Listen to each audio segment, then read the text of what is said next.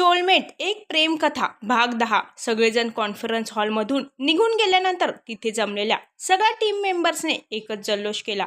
थोड्या वेळापूर्वी टेन्शनमध्ये असणाऱ्या सगळ्यांच्या चेहऱ्यावर आता मात्र आनंद पसरला होता.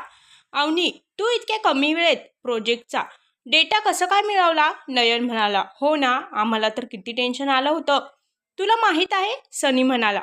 पण तू हे सगळं कसं काय केलंस? रितू म्हणाली. पण मला एक समजत नाही की अचानक आपला सगळा डेटा डिलीट कसं काय झालं? सनी म्हणाला. मी तुम्हाला सगळं काही सांगेल, पण त्याआधी आपल्या सगळ्यांना हे जाणून घेणं महत्त्वाचं आहे की हे सगळं अचानक झालं नाहीये, हे कुणीतरी घडवून आणलं आहे. अवनी म्हणाली. काय? तिथे जमा असणारे सगळेजण हे ऐकून शॉक झाले. अवनी, तू हे काय बोलत आहेस? तुला तरी समजत आहे का? अगं, आपल्याच ऑफिसमध्ये कुणी मुद्दामून हे का करेल? आदित्य म्हणाला. सगळं समजेल तुला, पण त्याआधी तुला माझं एक काम करावं लागेल, अवनी म्हणाली. आदित्य अनिलच्या कॅबिनमध्ये गेला. तसं अनिलने त्याला आनंदाने मिठी मारली. ऑफिसमध्ये तो सगळ्यांसाठी त्याचा बॉस होता, पण आता या क्षणी तो एक भाऊ म्हणून त्याचं अभिनंदन करत होता. I am proud of you Aditya. माझ्या अपेक्षेप्रमाणे तू उत्तम प्रेझेंटेशन दिलंस अँड ट्रस्ट मी, याचा आपल्या कंपनीला खूप फायदा होणार आहे. मिस्टर मेहता ने आताच कॉन्ट्रॅक्ट साईन केला आहे, अनिल म्हणाला. भाई, मला तुझ्यासोबत काहीतरी महत्त्वाचं बोलायचं आहे, आदित्य म्हणाला. Anything serious? आदित्यचा धीर गंभीर चेहरा बघून काहीतरी मोठं प्रकरण आहे हे अनिलला समजलं होतं. सिया मात्र आपल्या कॅबिनमध्ये रागाने धुसफुसत होती. तिने रागात तोडफोड करून सगळ्या कॅबिनचं रूपच बदललं होतं. गेल्या तासभरापासून तिने बंटीला कितीतरी कॉल केले होते, पण तो मात्र तिचा फोनच उचलत नव्हता. त्यामुळे तिचं डोकं गरम झालं होतं. आपल्या चेअरवर बसून मोठमोठे श्वास घेत ती स्वतःला शांत करण्याचा प्रयत्न करत होती. सियाच्या कॅबिनवर टकटक झाली आणि तिने आपला अवतार ठीक करत बाहेर उभा असणाऱ्या व्यक्तीला आत येण्याची परवानगी दिली. काय काम आहे? जर काही महत्त्वाचं काम असेल तर ठीक, नाहीतर आज तुझी नोकरी गेलीच समज, सिया म्हणाली. सॉरी मॅडम, पण अनिल सरांनी तुम्हाला अर्जंट कॉन्फरन्स रूममध्ये बोलवलं आहे, पिऊन म्हणाला. ठीक आहे, सिया म्हणाली. असं अचानक का बोलवलं असेल? अनिलने मला त्याला काही समजलं तर नसेल ना? नाही, मी कोणताच प्रूफ मागे ठेवला नाहीये, त्यामुळे त्याला काही कळणं शक्यच नाही. पण त्या अवनीने त्याला काही सांगितलं तर काय? असंही तिच्याकडे माझ्या विरोधात काहीच पुरावे नाहीये, सिया मनातल्या मनात स्वतःशीच बोलतच कॉन्फरन्स हॉलमध्ये पोहोचली. कॉन्फरन्स रूममध्ये पाऊल टाकतात क्षणी तिथली शांतता बघून सियाला थोडं विचित्र वाटलं. अनिल सोबतच आदित्य, रवी आणि प्रोजेक्टची पूर्ण टीम तिथे हजर होती. सिया आपल्या मनातले भाव चेहऱ्यावर दिसू न देता स्मित करत आपल्या जागेवर बसली. सर्वांना इथे का बोलवलं आहे? कोणत्या नवीन प्रोजेक्टविषयी डिस्कशन चालू आहे का? सिया म्हणाली. लवकरच समजेल सिया, तोपर्यंत थोडा धीर धर, आदित्य शक्य तितक्या शांत आवाजात बोलला. पण त्याच्या चेहऱ्यावर मात्र राग झळकत होता. कॉन्फरन्स रूमच्या दरवाजातून सियाची असिस्टंट आत आली तेव्हा का कुणास ठाऊक सियाच्या मनात भीती वाटून आली, कारण ती फक्त तिची असिस्टंट होती. ती फक्त सिया सांगेल तेच काम करायची, त्यामुळे तिचं या अशा मीटिंगमध्ये काहीच काम नव्हतं. आदित्य, आता मला कळेल का की तुला इतकं काय महत्त्वाचं बोलायचं आहे, ज्यासाठी एवढ्या तातडीने ही मीटिंग अरेंज केली आहे, अनिल म्हणाला. आज एक महत्त्वाचं कॉन्ट्रॅक्ट आपल्या कंपनीला मिळालं आहे, हे आपल्या सगळ्यांनाच माहीत आहे, आणि यासाठी गेली 3 महिने आमच्या सर्व टीम मेंबर्सने खूप मेहनत घेतली आहे. पण इथे कुणीतरी असं आहे ज्याने हे प्रेझेंटेशन न होऊ देण्याचा पुरेपूर प्रयत्न केला आहे, आदित्य म्हणाला. तुला नक्की काय सांगायचं आहे हे मला कळेल का? अनिल म्हणाला. भाई, प्रेझेंटेशनच्या अर्धा तास अगोदर आमच्या प्रोजेक्टचे डिटेल्स असलेला पेनड्राईव्ह चोरीला गेला, आणि इतकंच नाही तर त्याचवेळी आम्हा सर्वांचे लॅपटॉपसुद्धा हॅक करण्यात आले होते, आदित्य म्हणाला. What the hell is going on? Is this any kind of jokes? आपल्या कंपनीतील प्रत्येक लॅपटॉपसाठी बेस्ट हायटेक सिक्युरिटी सिस्टीम वापरली गेली आहे आणि त्यासाठी आपल्या कंपनीने करोडो रुपये खर्च केले आहेत. Then how is the possible? Anil संतापून आपल्या हाताच्या मुठी टेबलवर आदळत म्हणाला. हे काम ज्या व्यक्तीने केलं आहे त्याला आपल्या कंपनीतील प्रत्येक गोष्ट माहीत आहे आणि यावेळी ती व्यक्ती येथे आपल्यासमोर उपस्थित आहे. आदित्य म्हणाला. मला जाणून घ्यायचं आहे की ती व्यक्ती कोण आहे? अनिल म्हणाला. तुझी सेक्रेटरी सिया. आदित्य म्हणाला. काय? हे हे सगळं खोटं आहे. हा मला फसवण्याचा काहीतरी प्लॅन आहे. कुणीतरी जाणून बुजून मला फसवण्याचा प्रयत्न करत आहे, सिया म्हणाली. अनिलला माहीत होतं की आदित्य कधीही खोटं बोलणार नाही, पण फक्त त्याचं ऐकून तो कोणताही निर्णय घेऊ शकत नव्हता. सियाने गेली 3 वर्ष खूप चांगल्या प्रकारे तिचं काम केलं होतं, त्यामुळे कोणताही निर्णय घेण्याआधी त्याला सियाविरुद्ध ठोस पुरावा हवा होता. हे सिद्ध करण्यासाठी तुझ्याकडे कोणता प्रूफ आहे का? अनिल म्हणाला. पुरावा आहे. सगळ्यांच्या नजरा त्या आवाजाच्या दिशेने वळल्या. अनिलचं लक्ष समोर उभा असणाऱ्या अवनीकडे गेलं. पेन ड्राईव्ह चोरीला गेल्याचे समजल्यानंतर आम्ही पूर्ण कॅबिनमध्ये बघूनही आम्हाला तो सापडला नाही. पेन ड्राईव्ह माझ्याच पर्समध्ये असल्यामुळे मी खात्री करण्यासाठी माझी पर्स पुन्हा एकदा चेक केली आणि त्यामध्ये मला एक अशी वस्तू सापडली ज्याने मला पेन ड्राईव्ह चोरणारी व्यक्ती कोण आहे हे समजलं, अवनी म्हणाली. अवनीने आपल्या पर्समधून एक प्लॅटिनमचं नाजूक ब्रेसलेट बाहेर काढलं. ते ब्रेसलेट बघून सियाच्या असिस्टंटने लगेच आपला हात चेक केला. तिच्या हातातील ब्रेसलेट गायब होतं. पेन ड्राईव्ह चोरी करताना पर्सच्या चेनमध्ये अडकल्यामुळे ते ब्रेसलेट अवनीच्या पर्समध्ये पडलं होतं. अवनीकडे आपलं ब्रेसलेट बघून सियाची असिस्टंट जबरदस्त घाबरली होती. हे काम करण्यासाठी सियाने 2 दिवसाआधी ते ब्रेसलेट तिला गिफ्ट केलं होतं आणि त्या महागड्या ब्रेसलेटच्या बदल्यात तिने सिया सांगेल ते काम करण्याचं कबूल केलं होतं. मूर्ख मुलगी. हिला एक काम सांगितलं पण ते सुद्धा तिला नीट करता आलं नाही. युजलेस कुठली, सिया मनातल्या मनात बडबडली. हे ब्रेसलेट त्याच व्यक्तीचं आहे जिने तो पेनड्राईव्ह चोरी केला आणि ती व्यक्ती दुसरी तिसरी कोणी नसून सियाची असिस्टंट आहे. मी नाही सर, हे माझं नाहीये. माझ्याकडे इतकं महाग ब्रेसलेट कुठून येणार सर?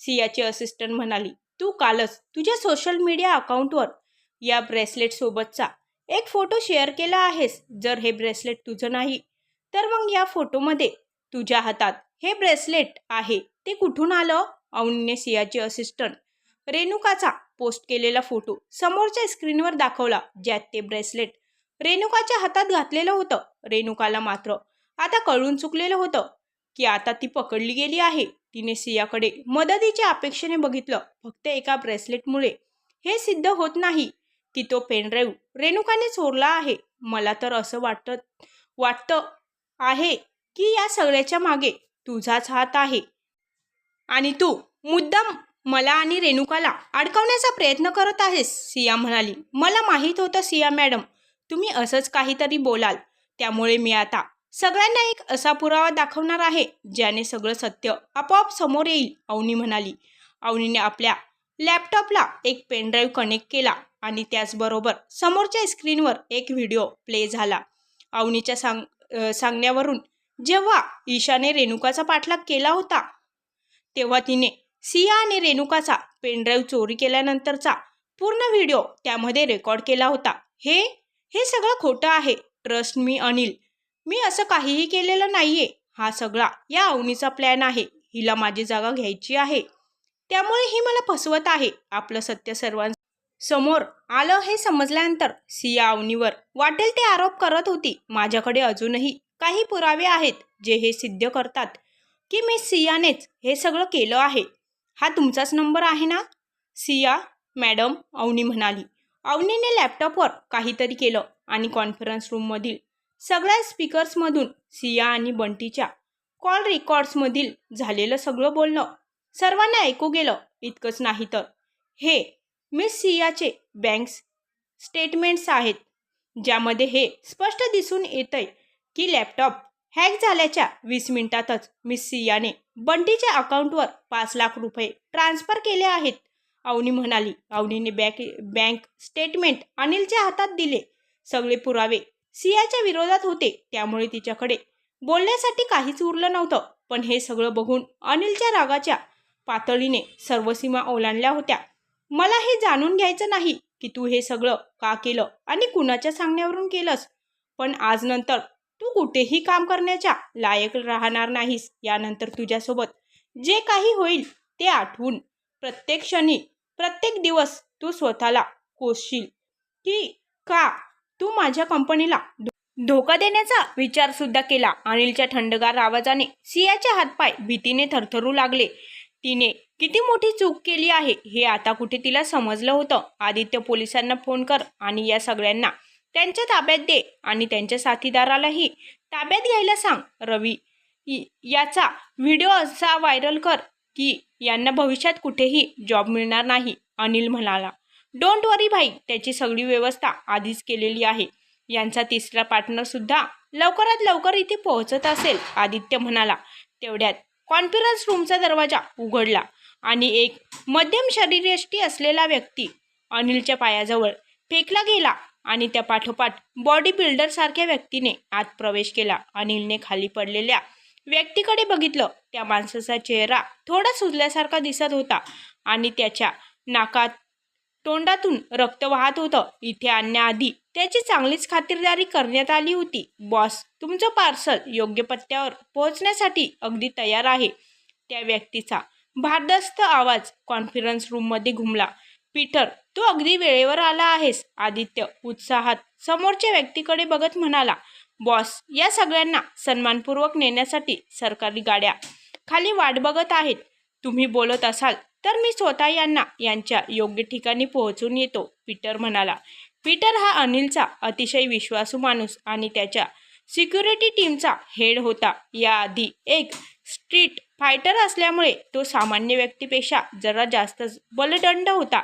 या सर्वांना पुराव्यासहित पोलिसांच्या हवाली कर. मी कमिशनरला कॉल केला आहे. याबाबत कोणतीही न्यूज मीडियामध्ये लीक नाही झाली पाहिजे. सगळी प्रोसिजर कंप्लीट करून हे लोक कधीही बाहेर निघू शकणार नाहीत याची व्यवस्था कर.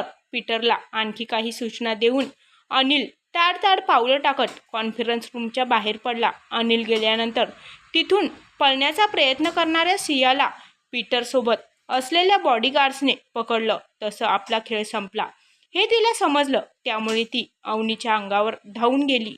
अवनी, माझ्या या अवस्थेला तूच कारणीभूत आहेस. लक्षात ठेव, चुकून जर मी बाहेर पडले तर तो दिवस तुझ्यासाठी खूप वाईट दिवस असेल. मी तुला सोडणार नाही, सिया म्हणाली.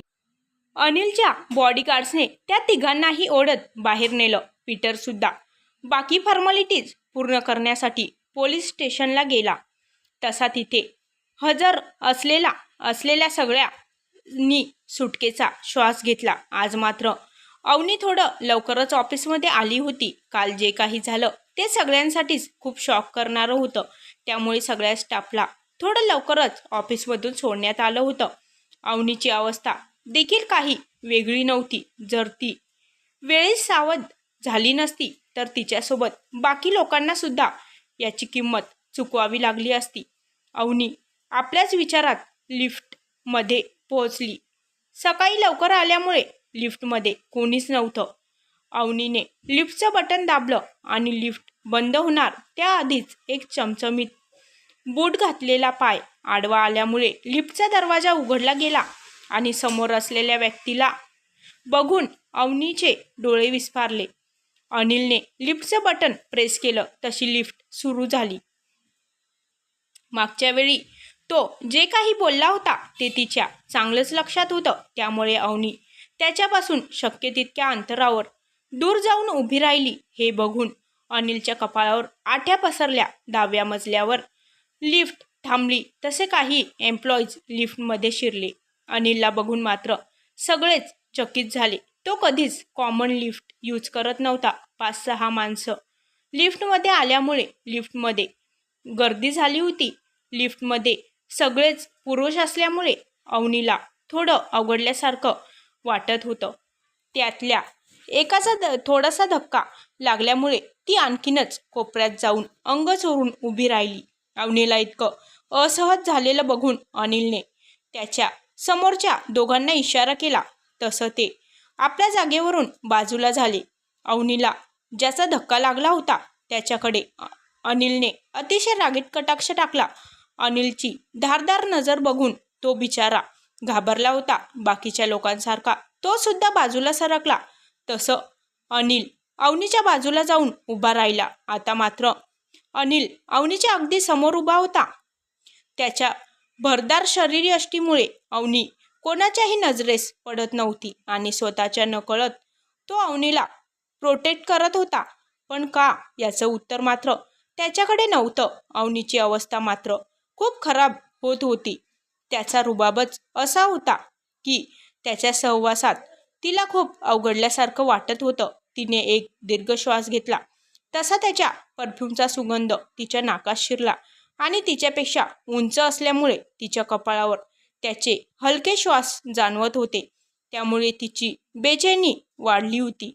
लिफ्ट 16व्या मजल्यावर थांबली. तसे सगळेजण लिफ्टमधून बाहेर पडले. अनिल अवनीच्या समोर उभा असल्यामुळे तिला तिथून निघता येत नव्हतं.